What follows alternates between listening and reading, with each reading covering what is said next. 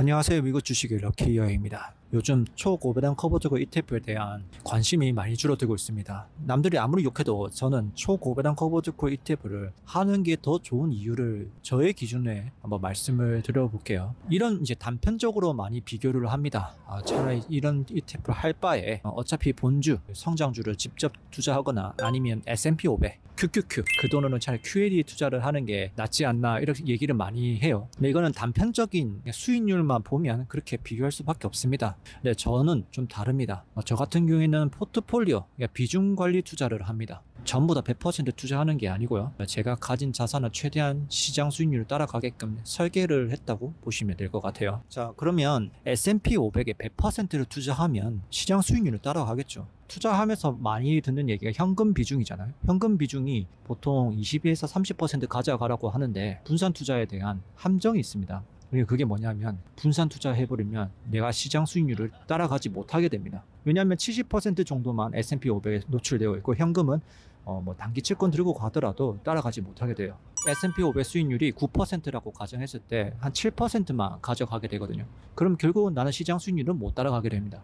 그래서 그거를 보완한 게 미국 지수 투자하고 본인들이 좋아하는 빅테크 대형 성장주를 담아가서 장투를 하게 되면 시장 수익률을 따라가게 되겠죠. 저의 경우에는 현금 비중을 조금 더 늘려서 시장 수익률을 따라가게끔 설계가 되어 있습니다. 그런데 이제 또 리밸런싱 하는 과정이 생기다 보니까 양도소득세도 발생하게 돼요. S&P 500에 넣고 안 팔면 되지 않느냐 하지만 저는 자산을 사고 팔고 하는 과정이 필요하다고 생각합니다. 그 과정에 양도세가 발생하는 구간은 사실 그 현재 주가에 대비해서 한 22% 저렴하게 판다고 생각을 하거든요. 양도세는 내년에 내후년에 내더라도 그렇게 되면 어쨌든 수익률 저하가 되잖아요. 그럼 수익률 저하가 어떻게 보면 시장 수익률을 못 따라갈 수 있다 이렇게 되는 거죠. 거기서 보완할 수 있는 게 초고배당 커버트를 일부 노출시켜서 그 부분을 상쇄시켜 준다고 보시면 될 것 같아요. 그러면 이제 S&P 500에 몰빵했다고 칩시다. 그러면 연평균 9% 수익률 그리고 배당금 1%를 기대할 수 있겠죠.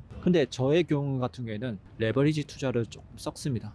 포트폴리오 보면 전체 자산의 10%, 11%가 S&P 500, 30%는 QLD, QQQ 2배 ETF, QLD를 투자하고 있습니다. QLD는 사실 장기적으로 보면 QQQ의 2배 수익률을 따라갈 수 있겠죠. 근데 이거를 환산해보면 약 저의 전체 자산의 60%가 QQQ 자산에 들어가 있습니다. QQQ 연평균 수익률 15%라고 가정한다면 60%를 전체 자산을 환산했을 때 약 9% 수익을 내게 됩니다.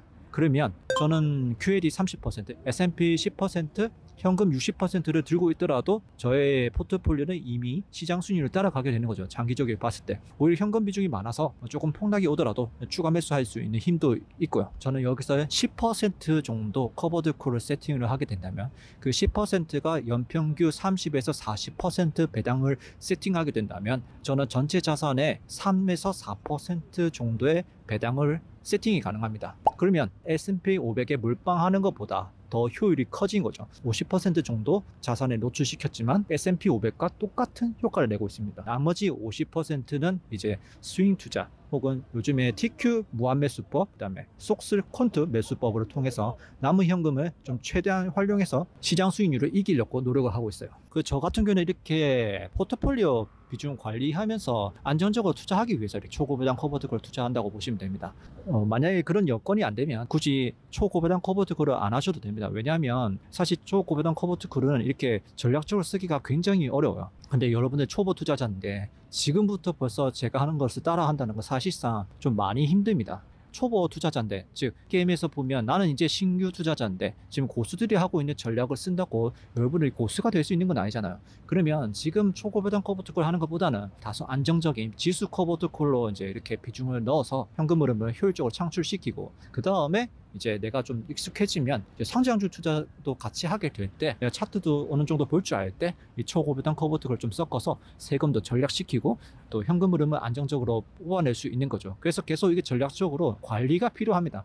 그냥 원금 횟수처럼 투자하는 것이 아니라 관리를 해야 됩니다. 그래서 제가 이 초고든 커버드 콜은 특히 일드메스 같은 커버드 콜은 사업이라고 말씀을 드리거든요. 이 사업을 계속 방치시키는 것이 아니라 더 매력적인 사업을 계속 찾아가도록 노력해야 되고, 매력적인 자산이 없으면 관망하는 시기도 필요합니다. 보시다시피 저는 초고배당 커버드 콜을 너무 잘 활용하고 있어요. 이렇게 활용하신 분들 굉장히 많을 겁니다. 그런데 투자자 비중을 치면 이렇게 관리하는 사람 많지는 않을 거예요. 직장인이라면 꾸준한 안정적인 현금 흐름이 나오고 있다면, 저의 경우에는 그런 현금 흐름이 안 나오고 있기 때문에 커버드 콜을 통해서 안정적인 현금 흐름을 창출시키고 우하향하는 자산을 가져감으로써 나중에 손익통산하고 세금도 좀 효율적으로 줄이기 위해 투자하고 있다고 보시면 됩니다. 투자자가 어떻게 투자하는가에 따라서 이 초고배당 커버드 콜은 정말 독이 될 수 있고 아니면 득이 될 수 있습니다. 저 같은 경우는 득이 되는 케이스라고 보시면 되고, 뭐 사람마다 다르겠지만 이걸로 자산을 성장시키기 위해서 투자하시는 분도 있겠지만은,